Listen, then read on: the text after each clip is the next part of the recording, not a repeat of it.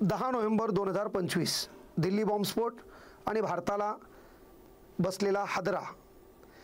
पण हे दुःख ही वेदना पहिली नाही। आत्तापर्यंत भेटलेल्या वेदना ह्या भिकारचोट पाकिस्तानकडून भेटत होत्या, मात्र कालची जी वेदना आहे ती आपल्यातल्याच काही बांडगुळांनी, आपल्यातल्याच काही भिकारचोटांनी आपल्याच लोकांना दिलेली आहे। 12 लोकांचा मृत्यू, 24 जण जखमी आणि 32 गाड्यांचा चुराडा। का बाबा एवढा देश तुमच्या मनात या भारताबद्दल का? एवढा देश तुमच्या मनात या भारतीय लोकांबद्दल का? आणि कालची वेदना, कालचं दुःख एवढ्यावर संपलं नाही। तर यामध्ये मेन गोष्ट आहे की चीनमध्ये MBBS करणारा, चीनमध्ये MBBS करून या ठिकाणी एरंडेल तेलापासून रायसिन नावाचं औषध तयार करून ज्या ठिकाणी लोक जास्त जमतात, ज्या ठिकाणी प्रसादालय आहे, ज्या ठिकाणी भीड आहे, त्या ठिकाणी स्वयंपाक होतो, त्या स्वयंपाकामध्ये हे औषध टाकायचे। असं 4 लिटर यानं औषध तयार केले। केवळ 2 थेंबामध्ये 1000 लोक मरतात, याच्यातून लाखो करोड लोक मारायचेत आणि जितेजी जन्नत हासिल करणं आहे। काय स्वप्न रे तुमचं?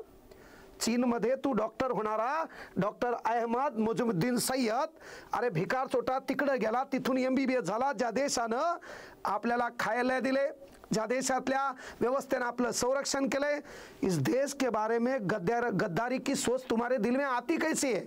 आणि म्हणून मायबाप सरकारला कळकळीची विनंती, अशा भाडकाऊंना भर रस्त्यामध्ये चांगला वार पाहून जिथं लोक चांगले जमतात त्या लोकांच्या समोर याला लटकवा, याला फांसी द्या।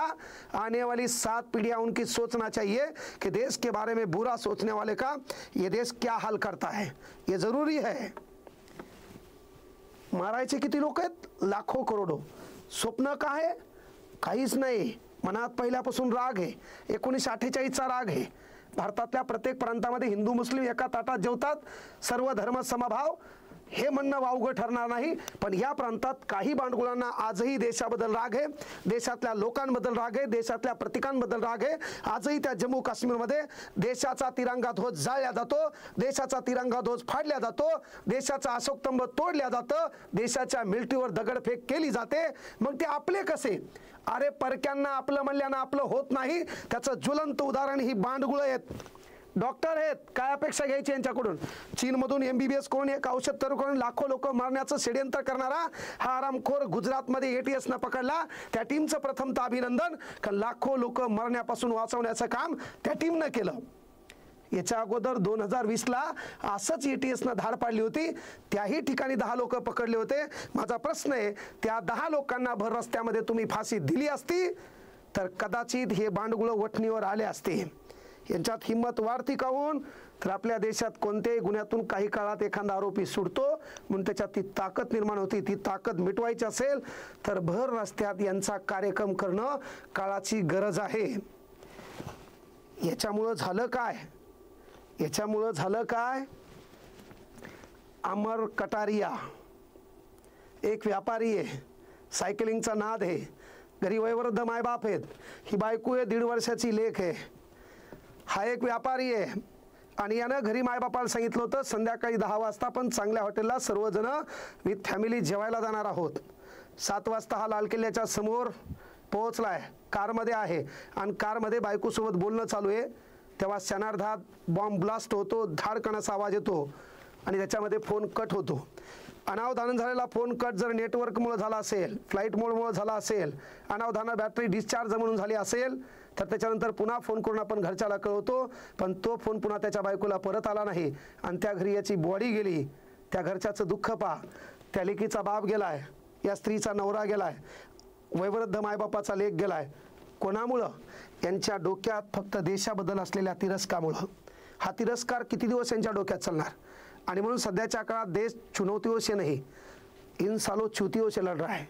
किती दिवस लढायचं रे? किती दिवस आपलं म्हणायचं? किती हल्ले करणार? किती लोक मारणार? गेली 700 शतकापासून आपल्यावर आक्रमण होत आलेत, है ना? इंग्रजांसोबत लढा द्यावा लागला, फ्रेंच गेले, डच गेले, डॅनिश गेले, पोर्तुगीज गेले, आता आपल्यातले आपले वैरी। आणि त्या वैऱ्यामध्ये संख्या का वाढतीये? का तुमच्या मनामध्ये हा राग निर्माण होतो? आणि म्हणून मायबापांना विनंती, आपले लेकरू कोणाच्या संपर्कात आहे, कोणत्या संघटनेच्या संपर्कात आहे, त्याच्यावर प्रभाव कोणत्या विचाराचा आहे, त्याला देशाबद्दल आत्मीयता आहे का नाही, हे शोधणं मायबापाचं कर्तव्य आहे। हा देश चांगल्या पद्धतीने जगतो सर्व काही सुरळीत आहे. निवडणुकीच्या कालावधीत हल्लेच कसे होतात हा प्रश्न विचारायला तुम्ही एवढे हुशार नाहीत.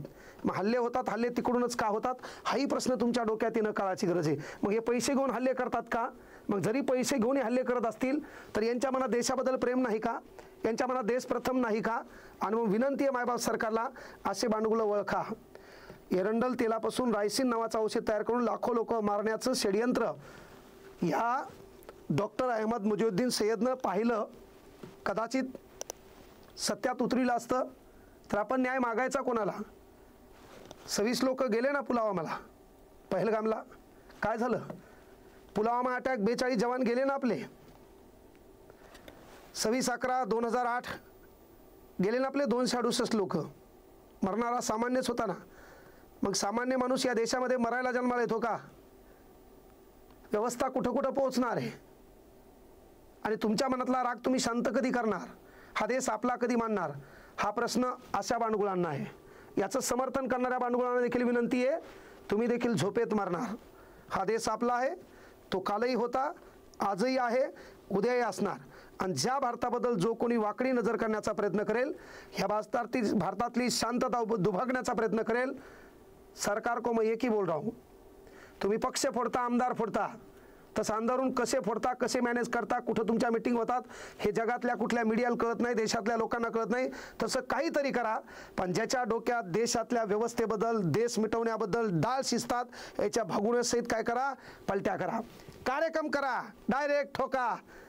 त्याबद्दल आमचं समर्थन राहील. ज्याच्याही डोक्यात या देशाबद्दल तिरस्कार असेल, या देशाबद्दल महत्त्वाची गोष्ट की या देशाबद्दल त्याच्या डोक्यात राग असेल, ह्या देशाबद्दल त्याच्या मनात द्वेष असेल, ह्या देशाबद्दल त्याच्या मनात काटकारस्थान असेल, तर याला मिटवायला तुमचे हात समर्थ आहेत, ते मिटवा.